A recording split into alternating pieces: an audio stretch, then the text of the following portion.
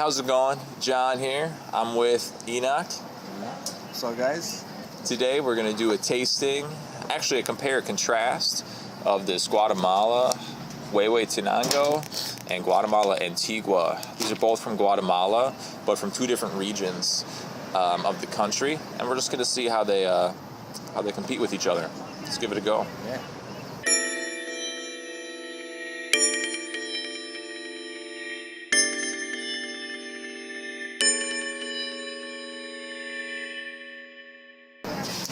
So we're going to do a pour-over method today, which I think personally is one of my favorite methods because it creates a very pure and clean cup of coffee. It extracts all the flavors, really. Paper filter, and then you want to grind your coffee for a paper grind as well. Usually they'll do it at Starbucks or any coffee shop you'd like. And then I'm going to grab a gooseneck kettle and some hot water. Now, proportion-wise, you want to do a 2 tablespoons of ground coffee for every 6 ounces of water. So what I'm doing here is just kind of wetting my filter. Now this is a couple things. It kind of takes away that paper taste of the paper filter, gets it ready, sticks to the walls, and then all that water is falling into this little vessel. It's also kind of heating up the vessel so that when you drip your coffee into there, it kind of stays hot. So we're doing starting with the Huehuetenango. Are you doing venti for it? We're doing a venti size, so that would be 2 tablespoons. So that's what's that? 10? 10 tablespoons. 10 tablespoons of our ground coffee. Now you want to make sure that you have level scoops.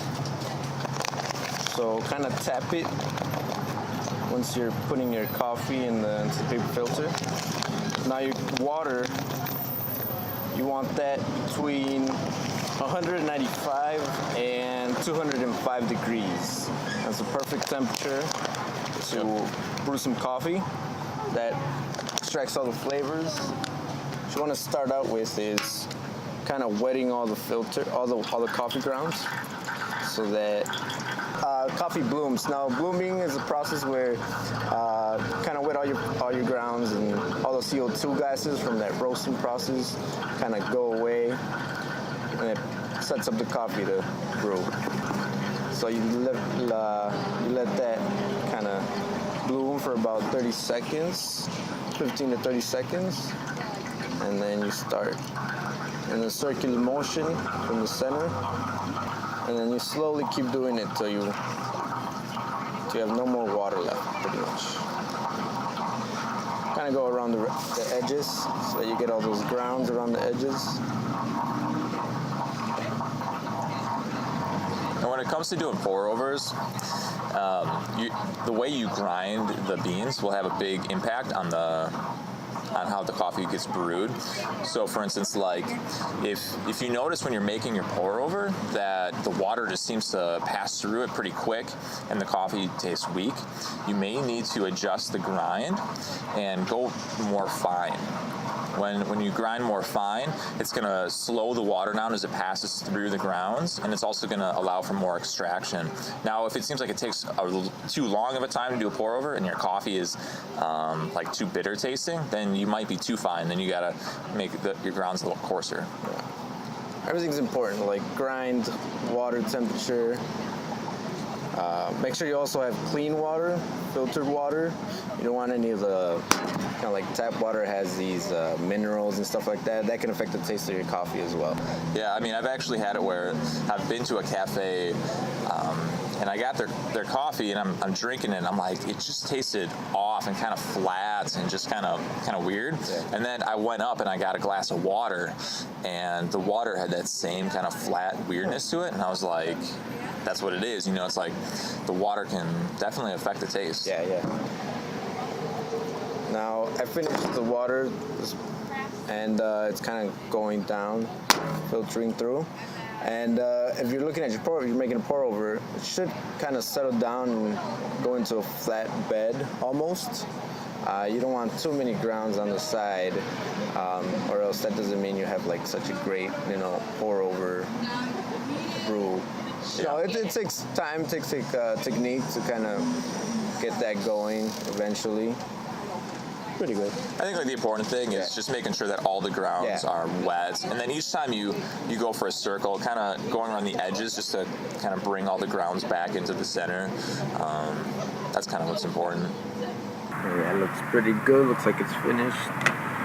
Set over here. See, and again, you want like a nice flat bed with minimal grounds around the cone. It's actually pretty good. Right now we pour it into our nice little mugs.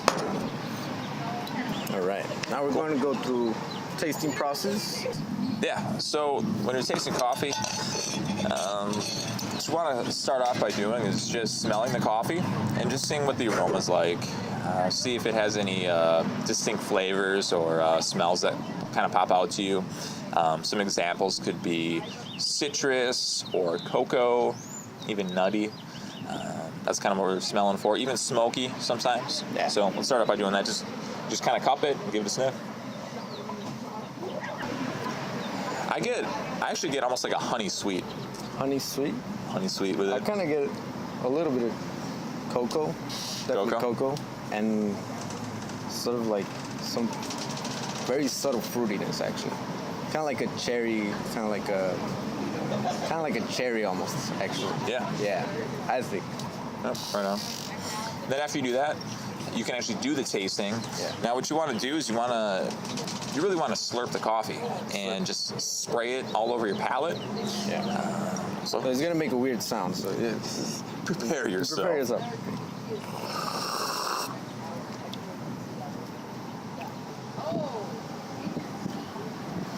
I get a lot of cocoa. Yeah, when I actually drink it. A lot of cocoa. It's pretty medium bodied. Pretty medium bodied. You don't get too much of usually dark roast, you have like a lingering flavor because it's so, flavorful. But this is, even though it is a dark roast, it's not too much in the region of, say like a French roast or an Italian. Sure. Pretty going somewhere in the Verona spectrum. Yeah, definitely more like a Cafe Verona than a French roast. So when you're tasting for body, how do I describe it? It's sort of like the difference between drinking skim milk versus drinking whole milk or half and half. Yeah, so when we say medium body, it's got a little bit of weight to it. Yeah. Kind of like drinking whole milk. Kind of like, think of it as how it sits on your tongue. Like if you drink it, you feel like just kind of heavy, like pretty heavy, or even light, like you don't feel like it's there. You don't feel that taste. That's how you kind of can tell what type of body it has. I think it was probably end of summer when this came out, right? Around September. Yeah, almost like fall of 2017 it came out. Yeah. I guess we sort of, or you lucked out getting a secret stash of it that got left behind. But I was looking at, I was thinking about buying one on Amazon, and it's like $40. So. But yeah, you lucked out with that. Yeah. And okay, so we should talk about the region of Guatemala that this is from. Yeah. So Guatemala, it's in Central America, and it's just south of Mexico. Now, within Guatemala, there's various growing regions that the coffee is sourced from. Now, these different growing regions have a unique enough climate that they can be considered, kind of separate from each other. So Huehuetenango is its own region, and it's actually, it would be in the lower half of the country, and just south of the border between Guatemala and Mexico. So Mexico is kind of southernmost tip. It's just south of the border there is where it's from. Yeah. Now this coffee was grown in like a mountain range, the Huehuetenango. Its elevation is around 4,000, 5,000 feet. And when I was researching this coffee, there was the place where it's grown has distinct extreme weather conditions, not weather conditions, but extreme climate. So like during the night, it's really, really cold. It's really cold. It is in a mountain range, but in the days, it kind of gets the dry winds and the dry heat of Mexico, like kind of, winds blowing that way. So, it create those two extreme climates, kind of give the coffee the fruit, the coffee, what is it? What cherries? The cherries, the coffee cherries. Develop the flavor of it. So the complexity and the depth of the flavor, and so it creates a very good cup of coffee. And the farmers there wait till it's a deep ruby red color. And that's how they know, they wait for that to develop the region of the flavor. And, you get these cocoa notes, this dried fruit finish, and, it's very good. Yeah. Very good. Yeah. Okay, so when you do a tasting, it's often good to also pair the coffee with some kind of a food item. Yeah. That just helps to bring out and accentuate the various flavors in the coffee and in the food that you're tasting. So right now we're going to try it with a chocolate brownie. Chocolate brownie.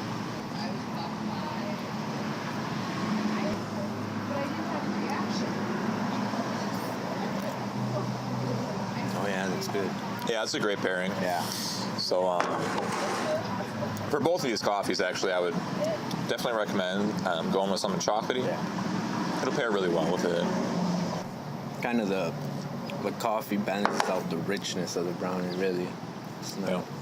So if you're a fan of Starbucks Cafe Verona, this would be a good one. Yeah.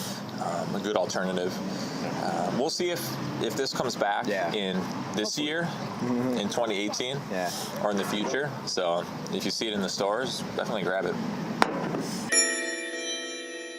Okay, so now we're going to try the Guatemala Antigua.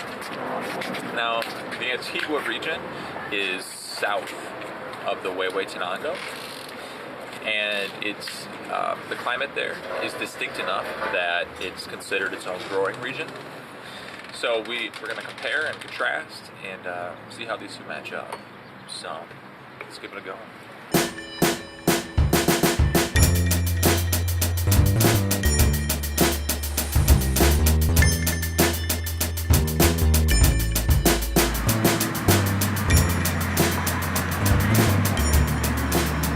And then give it a slurp.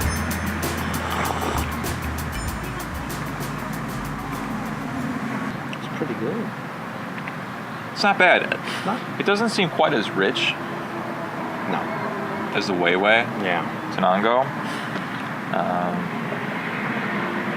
It's a little cleaner. You can definitely taste some kind of slight citrusy, lemony. It does seem brighter than the Huehue. Sure. And it could also be a part of how it was roasted. So if it was roasted, a little bit more towards medium, it's going to retain a little bit more of those acids and acidic flavor. Neither of these coffees are a light roast. Right. And this one, although it's less dark than the Huehue,